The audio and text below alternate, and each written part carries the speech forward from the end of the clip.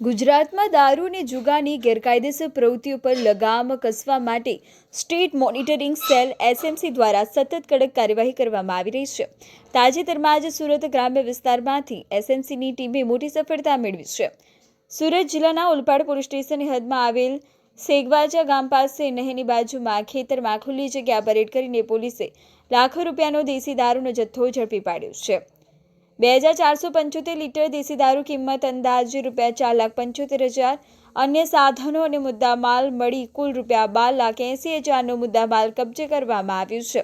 આ કેસમાં પોલીસે ચંદ્રકાંત રતિલાલભાઈ કોડી પટેલ, ચંદ્રકાંત કુમાર અરવિંદભાઈ કોડી પટેલ, ભાવેશ કુમાર છગનભાઈ કોડી પટેલ, સની કાંતિભાઈ રાઠોડ, રોહન શંકરભાઈ મિસ્ત્રી, સુનિલકુમાર દલપતભાઈ કોડી પટેલ અને મેહુલ સુરેશભાઈ નાયકા સહિત કુલ 7 આરોપીઓની સંડોવણી સામે આવી છે।